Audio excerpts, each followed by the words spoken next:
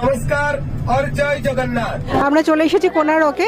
আর এটা যেটা আমি দেখতে পাচ্ছি, কোনারককে বলা হয় সূর্য মন্দির বা সান টেম্পল। কথায় আছে ভ্রমণ প্রিয় বাঙালির সেকেন্ড হোম হলো পুরী।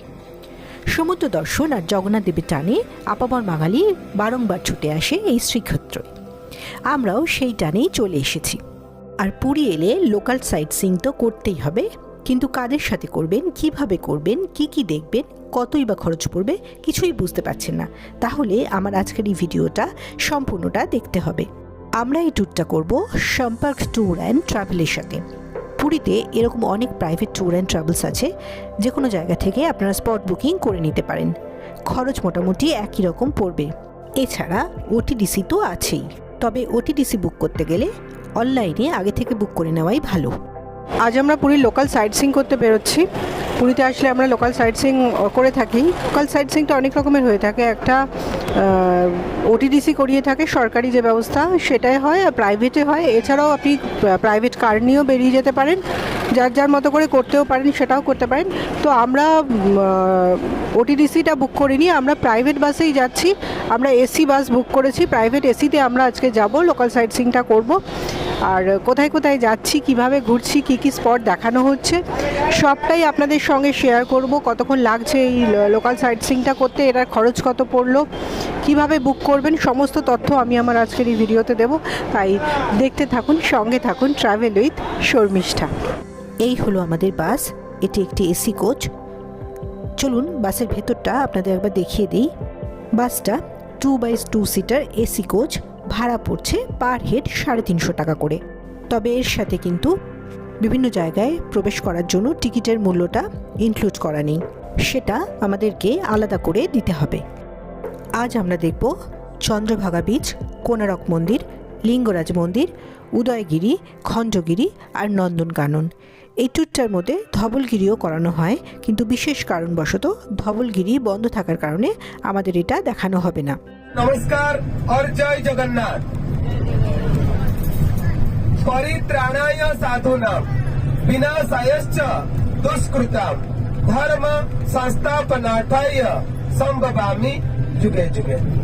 गीता में भगवान श्री कृष्ण जी वचन दिए थे कि अच्छे लोगों की तरम धारण, बुरे लोगों की विनाश और धर्म की स्थापना के लिए वो हर युग में अवतार लेंगे। পুরীর লোকাল সাইট সিইং ট্যুরের আমরা চলে এসেছি আমাদের প্রথম স্পটে। আমরা আছি চন্দ্রভাগা বিচে। সমুদ্র রয়েছে সামনেই দেখতে পাচ্ছেন, আর আমরা রয়েছি চন্দ্রভাগা বিচে। এই চন্দ্রভাগা বিচটা পুরী শহর থেকে প্রায় 30 কিলোমিটার দূরে অবস্থিত, আর আসতে মোটামুটি সময় লাগলো ঘন্টাখানেক মতো। আর এর থেকে খুব কাছেই আছে এখান থেকে কোনারক টেম্পল। আপনাদের একটা ইনফরমেশন দিয়ে রাখি, এই ট্যুরটা করতে গেলে কিন্তু খুব সকাল সকাল আপনাদের বেরোতে হবে, কারণ এই ট্যুরটা সারাদিনের ট্যুর। আপনারা যাতেই আসুন না কেন, ওটিডিসির সাথে গেলেও বা প্রাইভেটেই যান, নিজেদের মতো করে যান, যেভাবেই যান না কেন, আপনাদের খুব সকাল সকাল বেরোতে হবে। সারাদিনের ট্যুর করেই তারপরে ফিরতে ফিরতে কিন্তু সন্ধে হয়ে যায়। আমরাও খুব সকাল সকালই বেরিয়ে পড়েছি এবং চলে এসেছি আমাদের ফার্স্ট স্পট চন্দ্রভাগা বিচে।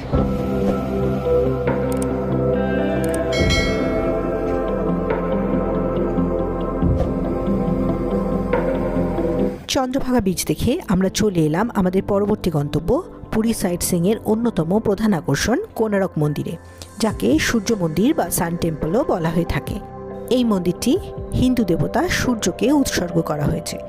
সংস্কৃত শব্দ কোন ও অর্ক, এই দুটি শব্দের সংমিশ্রণে মন্দিরের নাম হয়েছে কোনারক। অর্ক শব্দটির অর্থ হলো সূর্য। পুরীর জগন্নাথ ধাম থেকে 36 কিলোমিটার দূরত্বে অবস্থিত এই প্রাচীন মন্দিরটি।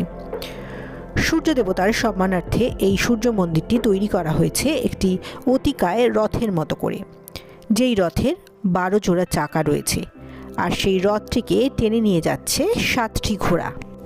মন্দিরটা সম্পূর্ণটাই পাথরের ভারী কারুকাজ করা।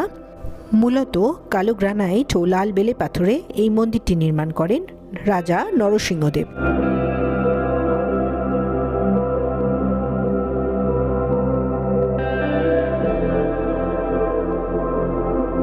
মন্দিরের প্রবেশপথে সমস্ত দর্শনার্থীদের যেটা দৃষ্টি আকর্ষণ করবে সেটা হলো প্রবেশপথের দুপাশে রয়েছে দুটো সিংহের মূর্তি, আর ঠিক সিংহের নিচে রয়েছে দুটি হাতি এবং তার নিচে রয়েছে মানব শরীর।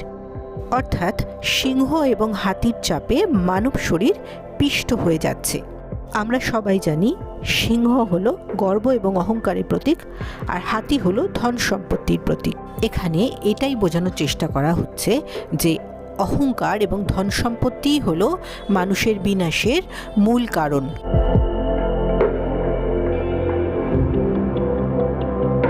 এটি হলো মেন মন্দির, যেটাকে সূর্য মন্দির বা কোণারক বলা হয়ে থাকে। এটি হলো রথের আদলে তৈরি করা হয়েছে, যেটি সূর্য দেবতার রথ হিসেবে গণ্য করা হয়। আমি এখন দাঁড়িয়ে আছি আমাদের আজকের ভ্রমণের পুরী লোকাল সাইট সিইংয়ের সেকেন্ড স্পটে কোণারক, যেটা আমার খুব পছন্দের একটা জায়গা। পুরী আসলে কোণারক আসতে আমার ভীষণ ভালো লাগে, জায়গাটাই আমার ভীষণ পছন্দের। আমরা চলে এসেছি কোণারকে, আর এটা যেটা আমি দেখতে পাচ্ছি, কোণারককে বলে সূর্য মন্দির বা সান টেম্পল। এটাই হচ্ছে আমার পিছনে যেটা রয়েছে, এটাই হচ্ছে কোণারক মন্দির। এই মন্দিরটাকে সূর্যের রথ এই হিসেবে বানানো হয়েছে। এই যে আদলটা দেখছেন, এটাকে একটা সূর্যের রথ হিসেবে কল্পনা করে বানানো হয়েছে, এবং তার সঙ্গে রয়েছে সূর্যের রথ টানছে 7টা ঘোড়া, আর রয়েছে এই রথটার রয়েছে 12 জোড়া চাকা। রথের সামনে রথের সামনে কিছু ঘোড়া রয়েছে, ম্যাক্সিমামটাই ভেঙে গেছে এখন, কিন্তু মন্দিরের অবস্থা তো অনেক পুরনো মন্দিরের অবস্থা এখন অতটাই ভালো নেই, অনেকটাই খারাপ। তো কিছু এখনও ঘোড়া রয়ে গেছে, যদিও ভাঙাচোরা। সামনে ঘোড়া রথ টানছে, আর রয়েছে 12টা চাকা। এই 12টা চাকাও কিন্তু বিভিন্ন সময়ের প্রতীক এই হিসেবেই বলা হয়ে থাকে। আমি আপনাদের পুরো মন্দিরটা ঘুরে দেখাবো। এখানে এই মন্দিরের গায়েও খুব সুন্দর কারুকাজ করা আছে, সেই কারুকাজগুলো কিছুটা দেখানোর চেষ্টা করব। আর মন্দিরের ঠিক উল্টো দিকটায় রয়েছে এদের নাট মন্দিরের, যেটাকে নাট মন্দির বলে। প্রতিটা মন্দিরে যে নাট মন্দির থাকে, এইটা হলো নাট মন্দির। এই মন্দিরটা এমন একটা মন্দির যেখানে কিন্তু কোনো পুজো হয় না, আর এখানে কোনো মন্দিরের দরজাও খোলা নেই। চারিদিকের দরজাগুলো প্রত্যেকটাই কিন্তু বন্ধ, কোনো মন্দিরে প্রবেশ করা যায় না। আর মন্দিরের উঁচুতে যেটা দেখছেন, একদম চূড়ায় ছিল একটা বিশাল বড় ম্যাগনেট, যে ম্যাগনেটটা কিন্তু পরবর্তীকালে খুলে নেওয়া হয়েছে। কারণ বলা হয় যে যখন সমুদ্রে নাবিকেরা যাতায়াত করতেন, তখন কি হতো, জাহাজ নিয়ে যাওয়ার সময় এই ম্যাগনেটের জন্য এই দিকেই জাহাজগুলো চলে আসতো। এই নিয়ে জাহাজের দিক নির্ণয়েও খুব অসুবিধা হতো, এবং জাহাজ চলাচলেও খুব অসুবিধা হতো। সেই কারণে পরবর্তীতে কিন্তু এই ম্যাগনেটটা খুলে নেওয়া হয়েছে, এবং ম্যাগনেট খুলে নেওয়ার পরেই মন্দিরের ভারসাম্য নষ্ট হয়ে যাওয়াতেই মন্দির ক্ষতিগ্রস্ত হয়েছে, এটাই বলা হয়ে থাকে। সেই কারণেই কিন্তু এখন মন্দিরের অবস্থা খুবই খারাপ, যদিও এখনও দেখার মতো একটা জায়গা হিসেবেই রয়ে গেছে আমাদের এই কোণারক সূর্য মন্দির। এইগুলো হলো সেই 7টি ঘোড়ার মধ্যে 2টি ঘোড়া, যেগুলো আজ প্রায় ভগ্নপ্রায়, বর্তমানে যেগুলো অনেক ইতিহাসে সাক্ষী হয়ে রয়ে গেছে। অন্যদিকে পুরো মন্দির জুড়ে রয়েছে এরকমই 12 জোড়া নিখুঁত রথের চাকা, প্রতিটি এক একটি সূর্যঘড়ি।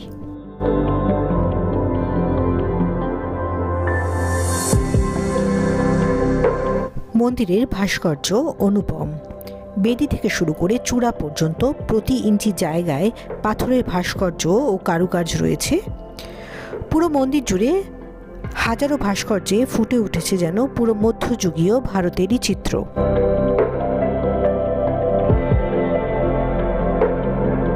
এই মন্দিরটি তৈরি করা হয়েছিল চন্দ্রভাগা নদীর তীরে, তবে কালের বিবর্তনে নদীর গতিপথ বেঁকে গিয়ে বর্তমানে নদীটি থেকে মন্দিরটির দূরত্ব কয়েক কিলোমিটার বেড়ে গেছে। এই মন্দিরটি কলিঙ্গ স্থাপত্য শৈলীতে নির্মাণ করা হয়েছে। পূর্ব দিকে মুখ করেই মন্দিরটির প্রধান প্রবেশদ্বার এবং দেবতার বেদি তৈরি করা হয়েছে। ফলে ভোরবেলায় সূর্যের প্রথম আভা সরাসরি মন্দিরকে ছুঁয়ে যায়। আজও ভোরের সূর্যোদয়ের প্রথম আলো মন্দিরের প্রাঙ্গণে এসে পড়ে। কোণারক মন্দির দেখে এবার আমরা চলে এলাম আমাদের পরবর্তী স্পটে। এটিও একটি খুব সুন্দর একটি মন্দির, যেটা হলো ভুবনেশ্বরের লিঙ্গরাজ মন্দির। এটি একটি শিব মন্দির। এই মন্দিরটি ভুবনেশ্বরের অন্যতম পুরনো এবং বড় একটি মন্দির। মন্দিরটি সকাল 6টা থেকে রাত 9টা পর্যন্ত খোলা থাকে। মন্দিরটিতে শিব মন্দিরের সঙ্গে সঙ্গে আশেপাশে রয়েছে আরও অনেক মন্দির। এই মন্দিরটিকে হরিহর মন্দিরও বলা হয়ে থাকে। হরি অর্থাৎ বিষ্ণু এবং হর অর্থাৎ শিব, এখানে 2 দেবতা একসাথে বিরাজমান, তাই একে বলা হয় হরিহর মন্দির। এই কারণে এই মন্দিরে তুলসী এবং বেলপাতা দিয়ে একসাথে পুজো করা হয়। এখানে প্রবেশ করতে গেলে সব কিছু জমা রেখে প্রবেশ করতে হবে, শুধুমাত্র মানিব্যাগটি সঙ্গে করে নিয়ে যেতে পারেন। মন্দিরে ক্যামেরা নিয়ে প্রবেশ নিষেধ, তাই বাইরে থেকেই আপনাদেরকে দেখাচ্ছি। এখানে এসে আপনারা পুজো দিতে পারেন। বাস থেকে নামার সঙ্গে সঙ্গে অনেক পান্ডা এসে ঘিরে ধরবে। আপনারা চেষ্টা করবেন ভারত সেবাশ্রম সংঘের পান্ডাদের কাছেই পুজো দিতে, তাতে দামটা কম পড়বে। যারা পুরী ভ্রমণে আসছেন অবশ্যই মন্দিরটা দর্শন করার চেষ্টা করবেন। খুব সুন্দর একটি মন্দির, দেখতে খুব ভালো লাগবে। লিঙ্গরাজ মন্দির দেখে এবার আমরা এলাম পুরীর আরও একটি পুরনো দ্রষ্টব্যে, যেটা হলো উদয়গিরি এবং খণ্ডগিরি। এখানে রয়েছে বেশ কিছু গুহা, যার কিছুটা প্রাকৃতিক এবং কিছুটা কৃত্রিম। আমরা প্রথমে যাচ্ছি খণ্ডগিরি পাহাড়ে। খণ্ডগিরি যেতে গেলে বেশ কিছু সিঁড়ি ভাঙতে হয়। গুহাগুলি উদয়গিরি ও খণ্ডগিরি নামক পাশাপাশি অবস্থিত দুটি পাহাড়ের গায়ে তৈরি, যাদেরকে হাতিগুম্ফা শিলালিপিতে কুমারী পর্বত নামেও চিহ্নিত করা হয়েছে। উদয়গিরি কথাটির অর্থ হলো সানরাইজ হিলস, আর খণ্ডগিরি কথাটির অর্থ হলো ব্রোকেন হিলস। এই গুহাগুলো চমৎকারভাবে খনন করা হয়েছে। এগুলো কলিঙ্গরাজ খারবেলের রাজত্বকালীন সময় জৈন সাধকগণের আস্তানা হিসেবে ব্যবহৃত হতো বলে শোনা যায়। খণ্ডগিরি পাহাড়ে রয়েছে এরকম 15টি গুহা। খণ্ডগিরি পাহাড়ের ওপর থেকে সামনে দেখা যাচ্ছে উদয়গিরি।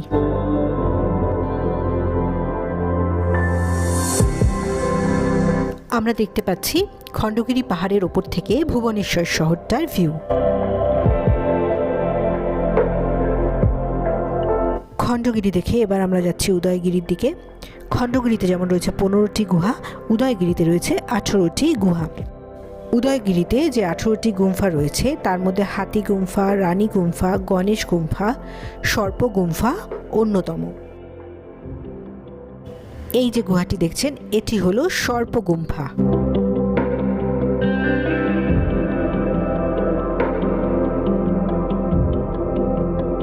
বর্তমানে উদয়গিরি এবং খণ্ডগিরি আর্কিওলজিক্যাল সার্ভে অফ ইন্ডিয়ার হেরিটেজ সাইট হিসেবে স্বীকৃত।